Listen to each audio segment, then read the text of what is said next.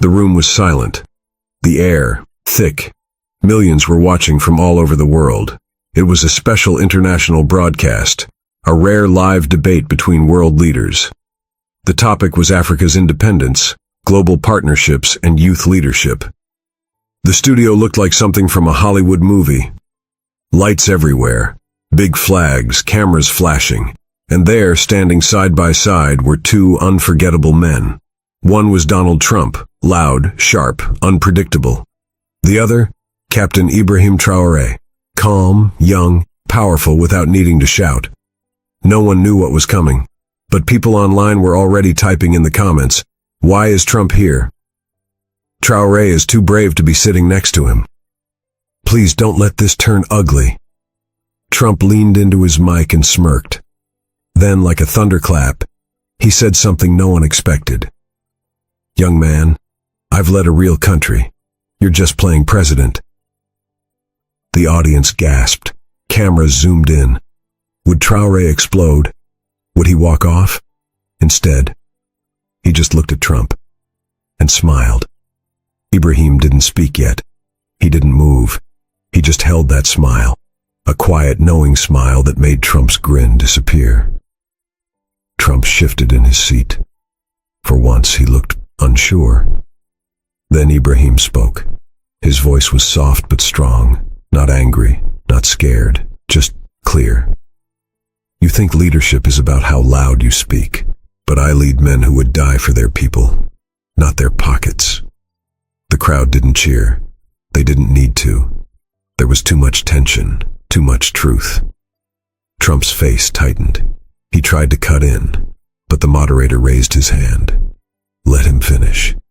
And Ibrahim did, calmly. "You ruled your country by fear. I lead mine with love. You mock me, but it doesn't make you powerful. It makes you desperate." Even the camera crew forgot to switch angles.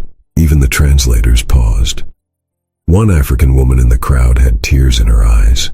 A child watching at home whispered to her father, "Why is everyone so quiet?" Because the room had changed. For the first time ever, Donald Trump had no words. Trump didn't like losing control, especially not on camera. So he leaned forward, his face tight with anger. "You better watch your tone, Captain. You're lucky to be sitting here. If this was real life, you'd be gone." That was it. Even the moderator looked shocked. The whole world had just heard it. A threat, a veiled warning on live international television. Social media exploded. Did Trump just threaten Traore? Africa is watching. Respect Ibrahim. Traoré didn't flinch. He didn't shout. He just stood up, quietly. The mic caught his every word. "You said this isn't real life, Mr. Trump, but I lost friends in real wars. I buried brothers who fought for Burkina Faso when the world turned its back." He looked directly into the camera. "To every African watching, I want you to know, we don't need permission to be strong." Then he turned to Trump, and this time, there was fire in his voice. "I'm not afraid of you." A young girl watching on YouTube began to cry. An old man in Ghana stood up from his chair. This wasn't just a debate anymore, it was a moment. Back in Burkina Faso, a small TV flickered inside a quiet home. A mother, Aissata, sat on the edge of her couch, hands clenched. She wasn't just a citizen. She had raised a boy named Ibrahim. She remembered his teenage years, his questions about justice, his anger when villagers had no water, and how he once stood between soldiers and civilians during a protest. He was only 16. Now he was on live TV, facing a man who had ruled one of the world's most powerful nations.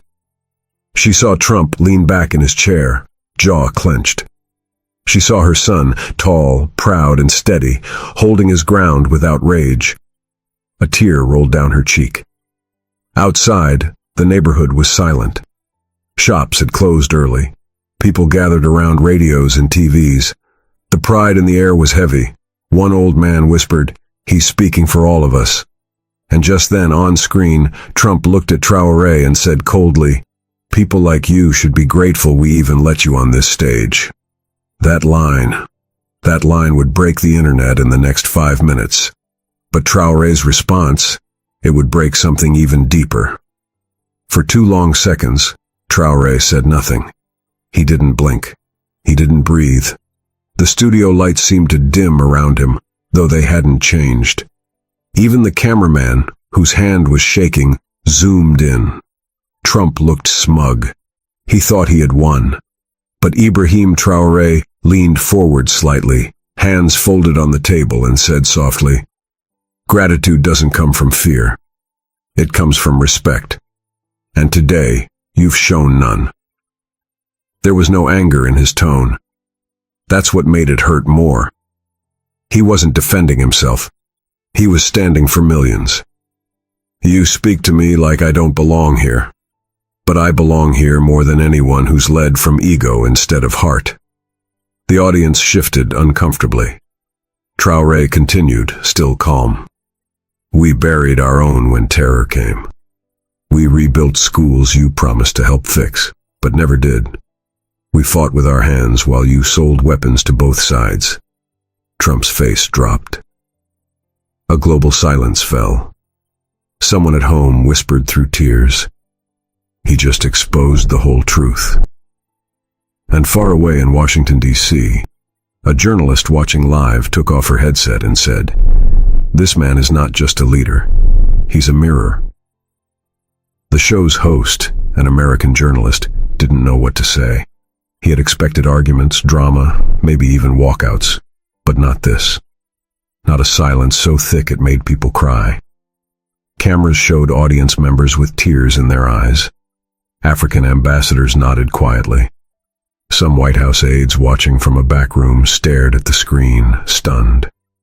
Trump finally spoke again, but his voice had lost its weight. "You don't know what power is." Traoré looked at him. Not as an enemy, not as a rival, just as a man who didn't understand. "Power is feeding children in villages the world doesn't see. Power is holding a dying soldier's hand and promising his sacrifice wasn't in vain. Power is choosing truth when lies would keep you safe."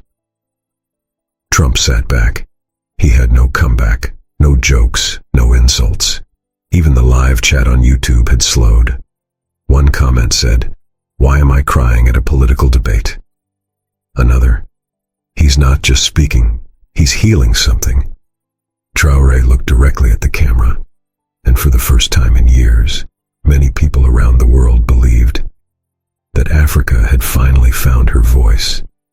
The moderator leaned forward, almost whispering, "Captain Traoré, what exactly do you mean when you say power is choosing truth?"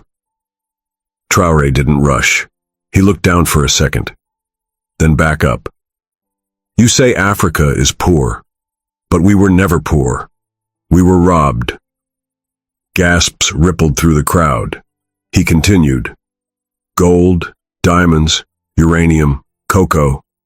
It all left in ships that never returned. And when we asked questions, we were told to be grateful."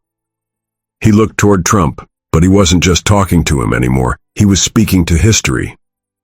"My country has children eating dirt to stay full, yet our land feeds satellites in the sky." Trump adjusted his mic, frowning. But no one was listening to him now. People in the audience held their breath. One elderly woman watching from South Africa whispered to her daughter, "He's saying what none of us dared to." Back in Burkina Faso, a teenager cried into his mother's lap, "He's fighting for us." And still Traoré didn't raise his voice. "We are not beggars. We are survivors. And now, we are awake." People watching thought Traoré was done, but then he reached into his pocket. He pulled out a small folded paper, aged, wrinkled at the corners. "This," he said softly, "was a letter my uncle wrote before he died in prison. He was arrested during a protest for asking why his village had no school." The studio went quiet again. Traoré unfolded the paper. His hands were steady, but his eyes looked far away. He began to read. Even if they silence me, tell my son to stand. Tell him not to be afraid of uniforms or cameras. Tell him his voice is not small if it speaks the truth." The moderator wiped his glasses. Trump shifted in his seat but said nothing. And for the first time, Traore's voice cracked, not from weakness, but from memory. "That son is watching tonight." A camera cut to the audience. A young man, barely 20, was crying silently. He never met his father. But tonight, he hears him. The whole studio shook with silence. Even Trump lowered his gaze. Some moments are bigger than power. This was one of them. Just then, something strange happened. The studio lights flickered, only for a second, but long enough to feel like a sign. The host tried to continue, voice shaky. "Mr. Trump, do you want to respond?" Trump leaned into the mic. But before he could speak, a sound came from the back. It was clapping. Slow, soft, and then louder. A woman from Senegal stood up. Then a man from Nigeria. Then 2 journalists. Within seconds, nearly half the room was on its feet, applauding Ibrahim Traoré, not just for his words, but for his courage. Trump sat frozen. He hadn't spoken in minutes. It wasn't anger now. It was something else. He was being ignored. And in politics, being ignored is worse than being hated. Traoré bowed his head slightly, not in pride, but in memory of the man whose letter now lived on. And somewhere in the back of the studio, a child's voice whispered to their father, "Is he a king?" The father smiled through tears. "No, son, he's something harder. He's a servant who never bowed." Across the ocean, in a newsroom in Paris, screens lit up with headlines, "Trump silenced?" Traoré's words shake the West. Africa just stood up. Journalists stopped typing. Some stared at the monitor in disbelief. One French anchor, mid-broadcast, wiped his eyes and whispered to his co-host, "I think we just witnessed a turning point." In the UK, BBC aired the moment with subtitles. In Lagos, the streets erupted with cheering. In Harlem, New York, families rewatched the clip, some for the 10th time. "This isn't about politics anymore," someone tweeted. "It's about dignity." And somewhere in Washington, D.C., a U.S. congresswoman sat in silence. She had once dismissed African voices. Now, she leaned forward, watching the replay of Traoré reading his uncle's letter. Meanwhile, back at the studio, Trump finally spoke. His voice was low now, defensive. "Well, that's your view, but your country has had problems, corruption, coups, poverty." The moment hung in the air like a dagger. People at home tensed. But Traoré didn't take the bait. He simply replied, "Yes, we've fallen. But at least we rise by our own hands, not on other nations' backs." And the room, once again, went still. There was something in Traoré's eyes now, a memory. He turned to the moderator and said softly, "Can I share something personal?" The moderator nodded, and Traoré began. "When I was 9 years old, I walked 5 miles with my mother to a clinic. My younger brother had a fever. We waited for hours. But when we finally got inside, they told us the medicine had been sent away, donated, shipped to Europe."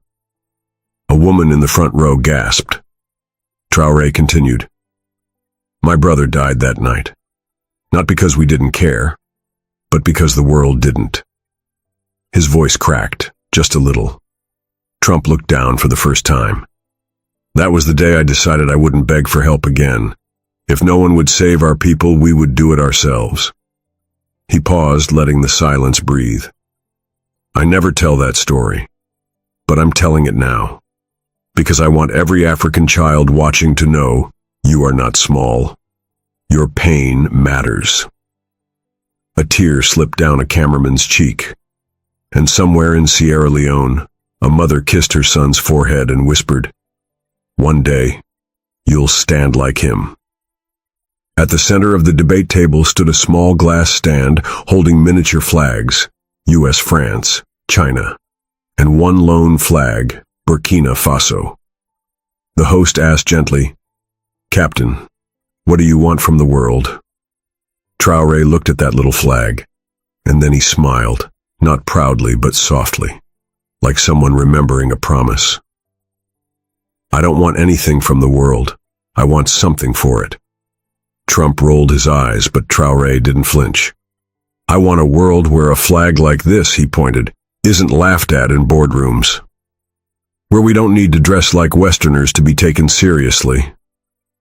Where our lives are not discounted because our skin carries sunlight." The crowd was dead quiet.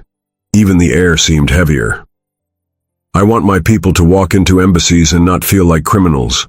I want children in Kudugu to dream beyond survival." A pause. Then, "And if no one gives us that, we will build it ourselves." The moderator stared at him, stunned. Trump folded his arms, silent again. And across the world, millions didn't just watch. They felt something awaken, something old, something true. Traore paused, then reached into his coat pocket again. "Before coming here tonight, I visited a graveyard." The moderator blinked, confused. Trump looked annoyed. But Traore continued. "There's a village outside Kaya. Terrorists came at night. They were armed. We were not.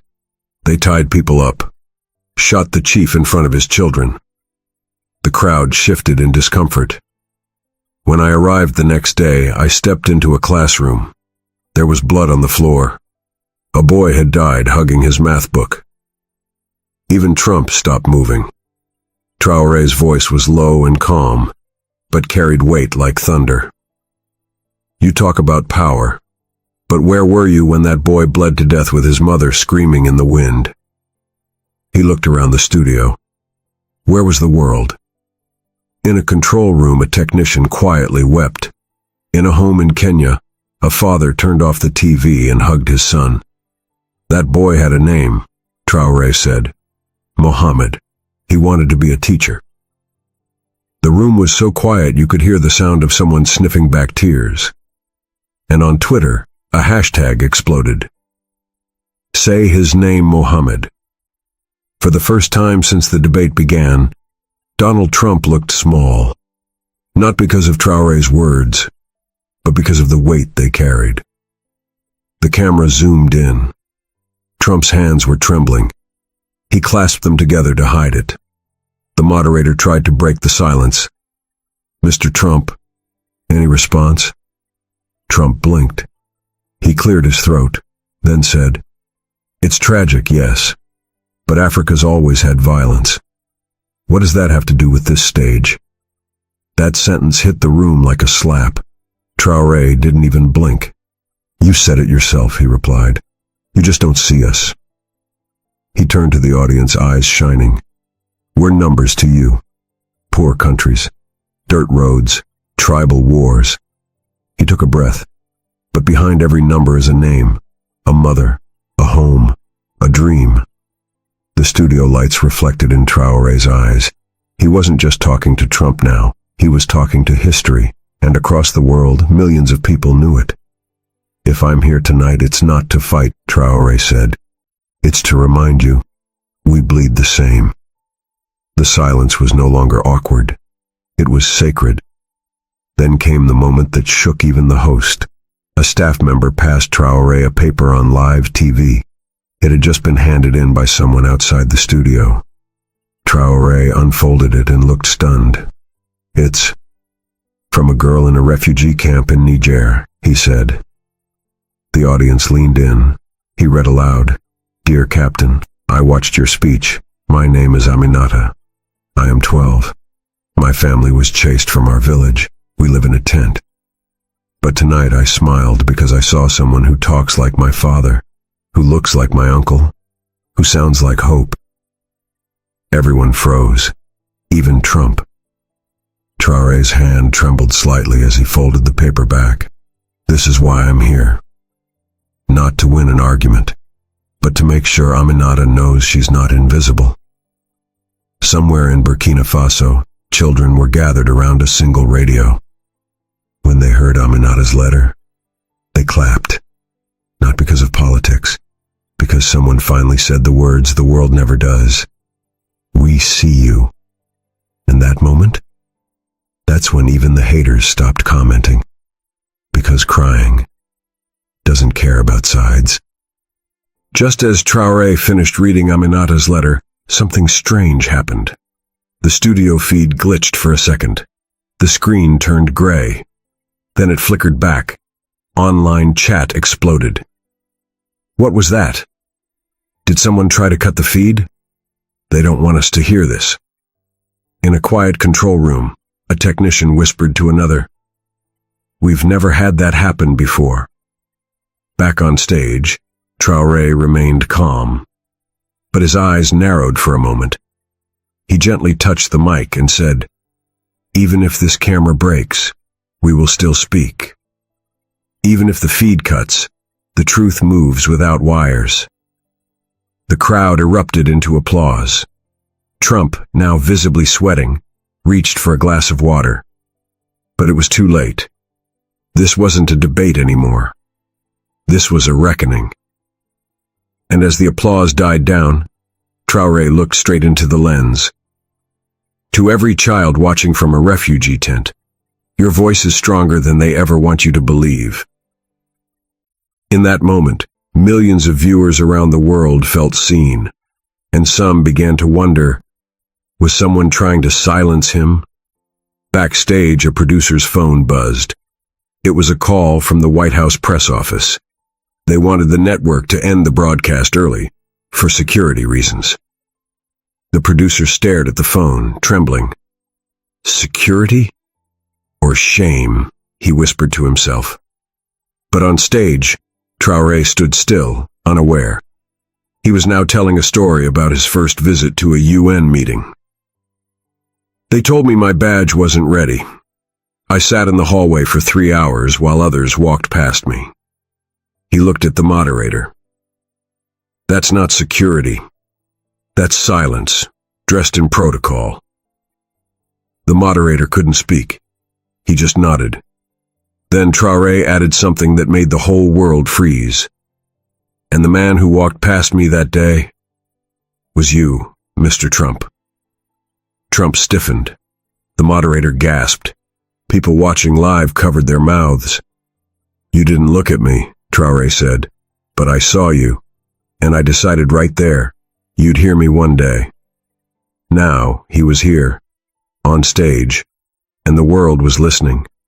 The producer put his phone down and made a decision. Let it continue. Suddenly, from somewhere in the studio, a child's voice echoed. No mic, no stage light, just a small voice from the back row. "Thank you, Captain." Everyone turned. It was a girl, maybe 10 years old, wearing a simple green dress, sitting with her mother. She stood up, hands shaking, tears on her cheeks. "My dad died in a gold mine. They said safety wasn't important because it was just Africa. But you made me believe he mattered." Silence fell like a storm. The cameras slowly turned to her. Even Trump looked stunned. Traore stepped forward, eyes glassy. He knelt. "What's your name, brave one?" "Geneba." "Geneba," he said. "Your father's life was not a number. He was a hero. And now, you are his voice." The audience erupted, not in applause, in emotion. People sobbed.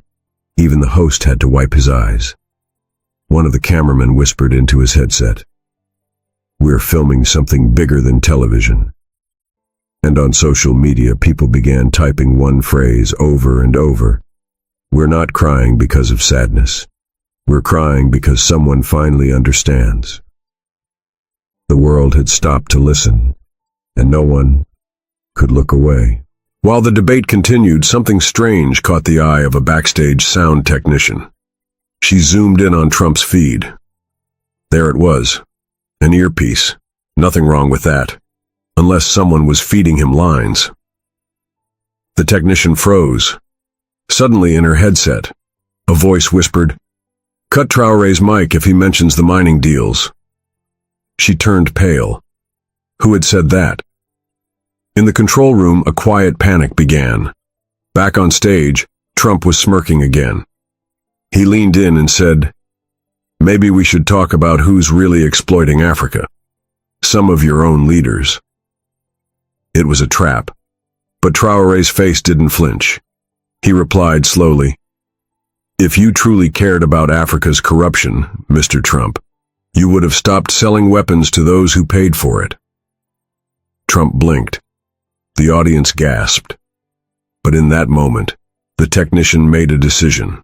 She opened a hot mic feed, the private line Trump's team was using. Within seconds, the words, "Keep him off script.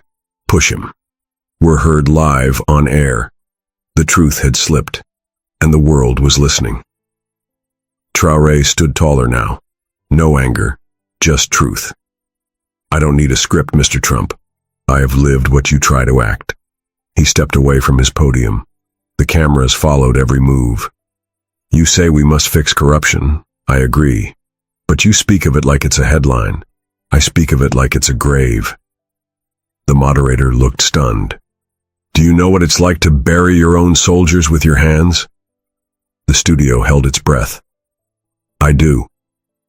2 years ago, we were ambushed in the Sahel. I wasn't in a suit. I wasn't behind a desk. I was with them, in the dirt, the heat, the fear." Traore's voice cracked. "We didn't even have enough body bags." One woman in the audience covered her mouth. "I told their families they didn't die for nothing, that they mattered." He paused. "And that's why I'm here tonight."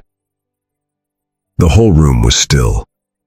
Even Trump didn't interrupt, because some truths are too heavy to mock.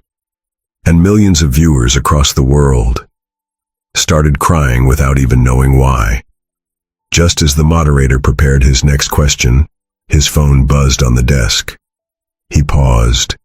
It was a live feed, a video call from a rural village in Burkina Faso. Traore noticed and gently asked, "May I?" The moderator hesitated, then nodded. The screen behind them flickered to life. A group of villagers appeared. No makeup, no filters, just real people, men, women, children, all gathered around a single old smartphone. A woman spoke, holding a baby. "Captain, we see you. Don't stop." Then a boy stepped forward. He wore a handmade cape stitched from torn cloth. "They laughed at me for saying I wanted to be a leader. But today, I'm proud." Traore's eyes welled. He nodded and said softly, "You already are one." The audience clapped gently. But it wasn't performance anymore. This was connection, real, raw, and unfiltered. And somewhere in a skyscraper in New York, a powerful CEO watching on TV whispered, "We underestimated this man." Across every screen, hearts cracked open. What was happening wasn't just a debate. It was the sound of forgotten voices finally echoing through power's walls. As the debate streamed live, something unexpected happened. The United Nations Twitter account posted a single video clip. "We bleed the same. Captain Ibrahim Traoré." That clip, just 7 seconds, hit 10 million views in 15 minutes. In refugee camps in Sudan, families huddled around radios. In universities in Ghana, students watched in silence. Even in the halls of European parliaments, politicians paused meetings to view the unfolding moment. But the clip wasn't about politics anymore. It was about dignity. Inside the studio, Trump was beginning to shift uncomfortably. For the first time, he sensed something slipping from his hands. The crowd, the tone, the world. "You're emotional," Trump tried to jab. Traore turned to him and said, "Yes, I am, because I've carried the dead. I've heard children scream, and I still showed up here in peace." The audience clapped. But it wasn't applause. It was respect. People weren't watching a debate anymore. They were witnessing a healing, And in the comment sections of every streaming platform, one phrase kept showing up. Tonight, Africa finally spoke, and the world listened. The moderator, now visibly shaken by the emotion in the room, asked, "Mr. Trump, do you want to respond?" Trump hesitated. His usual confidence had cracked. The crowd wasn't with him anymore. He looked at Traore, calm, grounded, still full of fire, and looked away. "This isn't about me," Trump muttered. But Traore didn't let him off the hook. "Then why did you fly here? Why try to humiliate a continent on live TV?" Trump said nothing. So Traore walked closer, not aggressively, but with gravity. "You want to be remembered, Mr. Trump, for buildings and blames? I want to be remembered for something else." He looked to the camera. "I want to be remembered as the man who made power less loud and more human." A woman in the audience whispered, "My father would have loved this man." And a teenage boy watching in Liberia wiped his face and said, "Now I know what courage looks like." Trump's face turned pale. He looked toward the exit. And for the first time in a very long time, Donald Trump didn't feel like the biggest man in the room. As Traore returned to his seat, the studio lights dimmed for a short break. A camera kept rolling quietly. It caught something raw, something real. A senior Western journalist, known for never showing emotion, was sitting just off stage. Her eyes were red. She was crying. Not because she was sad, but because she had spent her whole career reporting on Africa's failures. Now, for the first time, she felt like she had been wrong. Another journalist handed her a tissue. She whispered, "He's not a politician. He's a mirror." Online, the moment went viral. People related. People wept. "He made me cry for a country I've never been to," one viewer tweeted. "I don't know Burkina Faso, but I know pain, and he speaks for it." Then the moderator called for silence.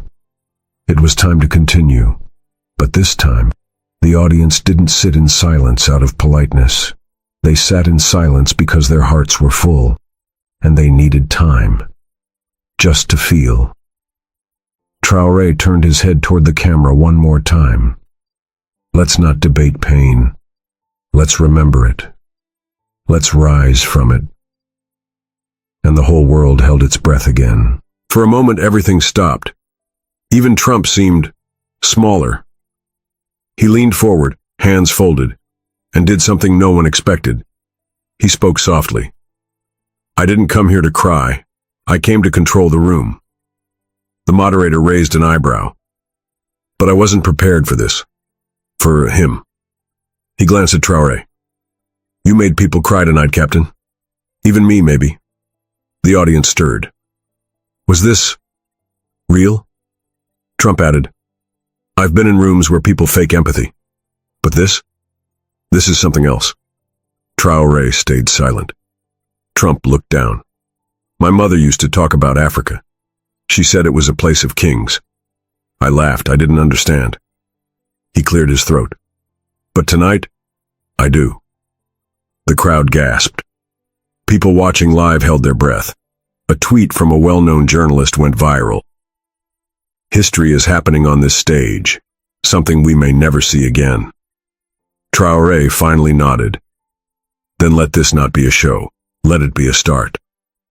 And for a moment, the debate felt less like war, and more like a bridge.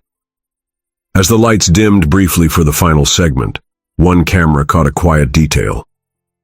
Traore rolled up his sleeve to wipe sweat from his brow, and the audience saw it. A thick scar across his left wrist. Twitter exploded. What happened to him? Is that a war wound? But he didn't hide it. Instead, when the moderator asked about his strength, Traore surprised everyone. Strength is not how loud you speak, it's how deep you've survived. He held his wrist up. This scar is from when I shielded a child from a drone strike near Djibo. The studio froze. We had no warning. I saw her freeze, I threw myself over her. I woke up 2 days later in a hospital. She survived, he smiled. And she now writes poems about birds. Trump looked away, his eyes wet. Even the moderator's voice broke. You did that personally? Yes, Traore replied, because leadership is not a title. It's a responsibility. A woman in the front row began sobbing quietly. Millions watching whispered the same words. I've never seen a leader like this. And somewhere, the child he saved was watching too. Just as the final commercial break ended, one of the producers quietly motioned to the moderator. They whispered something. The moderator looked shaken, and then spoke to the audience. Ladies and gentlemen, President Joe Biden was scheduled to be in the studio's back room, but he sent a message instead. A video played. It showed an empty chair, with Biden's voice echoing over it. I chose not to take that chair, because tonight someone else filled the whole room. Captain Traore, tonight you didn't just represent Burkina Faso. You represented all of us who still believe in dignity. The room went silent. Then clapping began. Soft at first, then thunderous. Even Trump stood. Traore blinked, overwhelmed. But then, he turned toward a young boy in the audience, the same one who had shouted, "Thank you," earlier. You, young man, would you like to take that chair? The child walked slowly to the stage. He sat, nervously.